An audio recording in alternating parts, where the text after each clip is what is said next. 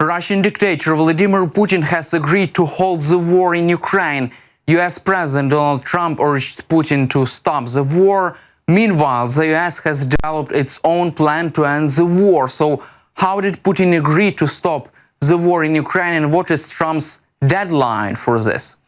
Vladimir Putin is ready to stop the invasion of Ukraine behind the current front lines, according to Financial Times sources. Last week, Putin told the US envoy Steve Witkoff that Russia could abandon its claims to the unoccupied parts of 4 regions of Ukraine. As Financial Times reports, this proposal is first official signal that Russia can retreat from its maximalist demands to stop the invasion. At the same time, European officials who spoke to the Financial Times fear that Putin is likely to use the concession to the US to persuade Trump to accept other Russian demands and impose them on Ukraine, such as recognition of the annexation of Crimea and a ban on joining NATO. Moreover, there is now a lot of pressure on Kyiv to give in so that Trump can claim any kind of victory. However, Trump also criticized Putin for the last attacks on Ukraine. Quote, "I'm not happy with the Russian strikes on Kyiv. Not necessary and very bad timing. Vladimir, stop. 5,000 soldiers a week are dying. Let's get the peace deal done." Meanwhile, Trump's administration is ready to put pressure on Russia. Steve Witkoff will meet Putin today to force him to accept Ukraine's right to defend itself, according to Bloomberg. The US will demand that Russia accept Ukraine's right to develop its own adequately equipped army and defense industry as a part of a peace deal. US envoy Steve Witkoff will discuss this matter with Vladimir Putin. For the first time, President Trump's administration is seeking some concessions from Kremlin. Trump's administration would like to Putin to give up on his announced goal of demilitarization of Ukraine. As we know, after the beginning of full-scale invasion in Ukraine, Putin's government proposed putting strict limits on the future size of Ukrainian military. The Trump's administration also wants Moscow to return Ukraine's Zaporizhzhia nuclear power plant, which is sized after the beginning of the full-scale invasion by Russia. The facility should fall under US control to administer energy to both sides. In addition to letting Ukraine maintain its military, the US wants to ensure that it has a passage over the Dnipro River and that land occupied by Russia in the Kharkiv region is returned back to Ukraine. At the same time, European allies are concerned about Donald Trump's plan for Ukraine, which provides for territorial concessions, including Crimea, in favor of Russia, according to CNN. Trump's peace proposal includes the US recognition of Crimea as a Russian territory and the transfer of large areas of territory by Ukraine to Russia. When asked what concessions Russia is offering, Trump replied that not taking over the entire country is a big concession. Quote, "Many diplomats from NATO members countries said that they are concerned about what the Trump administration is offering because they believe that it sends a dangerous signal to Putin and other world leaders, including Xi Jinping, that illegal annexations can be rewarded." Also, quote, "If one country in Europe is pressured or forced to give up part of its territory that was recognized as a part of Ukraine, if one country in Europe is forced to do so, no country in Europe or elsewhere can feel safe in NATO or without NATO." Also, Trump's proposal to de facto recognize Crimea as a part of Russia would overturn long-standing US policy that despite Russia's occupation, Crimea is Ukrainian territory. European officials say that they will not go down that path, leaving the US isolated with this matter. According to CNN, also Asian allies are concerned that a deal to end the war that would reward Russia after a deadly war could be struck. Asian diplomats have made clear their concerns about the global implications of a settlement that Ukraine could violate also Ukrainian borders. Meanwhile, Ukraine has developed the framework of peace negotiations with participation of the United States. Ukrainian and European allies hope to deprive Russia of official international recognition of over Crimea and other occupied territories, according to The Telegraph.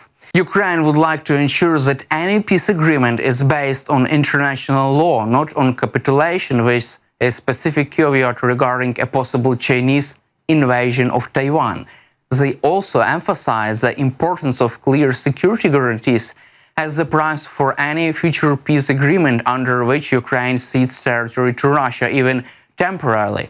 The third point is an attempt to take control of the negotiations away from Trump and return Ukraine to the center at the negotiating table. The fourth point is a warning to both the US and NATO that allowing Russia to control Crimea gives it the ability to threaten not only Ukraine but also its Black Sea allies, Turkey, Romania and Bulgaria. The fifth and final point makes it clear that Russia must not be allowed to use the agreement to limit the size of the Ukrainian armed forces or its defense industry. On the other hand, the US framework for peace is quite different. The US plan includes US recognition of Crimea as a part of Russian territory and also recognition of Russian control of all areas occupied since the beginning of full-scale invasion, according to Axios. The White House insists it's ready to walk away if the parties don't make a deal soon.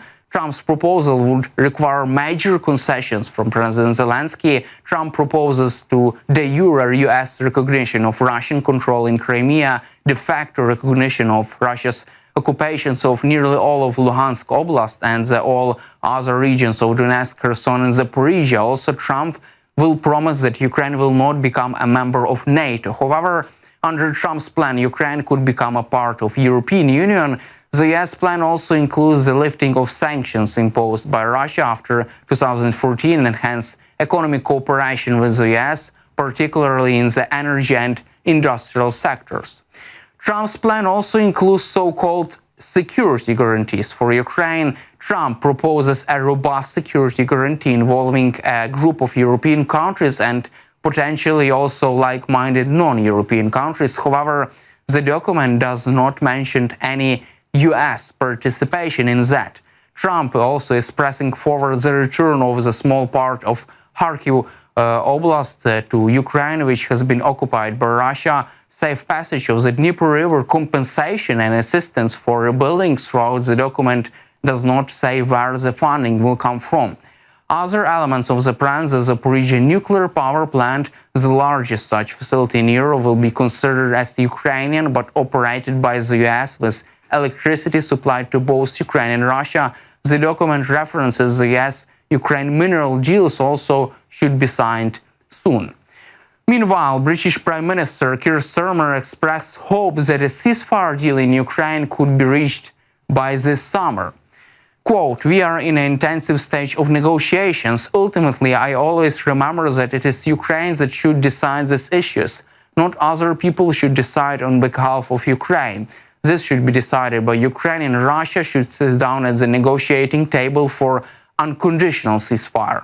Starmer also expressed hope that a ceasefire could be reached by summer. He repeated his call for US security backstop for British and other forces that plan to be deployed in Ukraine as a monitor peacekeeping force. Starmer insists that Ukraine should have the right to determine the terms of any agreement with Russia. He also refused to support US plans to recognize Crimea as a Russian and demanded that Moscow agree to only unconditional ceasefire.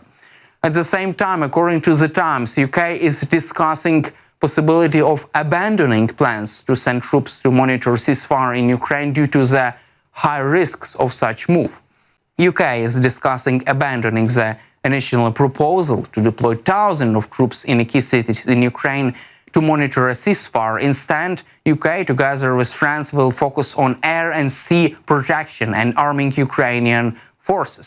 In addition, the countries may send military instructors to western Ukraine to train the military. Also, adjusting the plans of the coalition of the willing could soften Russia's position and force it to agree to a future peace agreement. At the same time, the British Ministry of Defense, in a comment to the Times, denied this information as a speculation. Quote, "Operational planning is ongoing within the framework of the voluntary coalition of allies to work out options for actions on land, sea, and in the air, as well as for the reconstruction of the armed forces of Ukraine," said the spokesman for the British Defense Department. That's all for today. Subscribe to our YouTube channel and glory to Ukraine.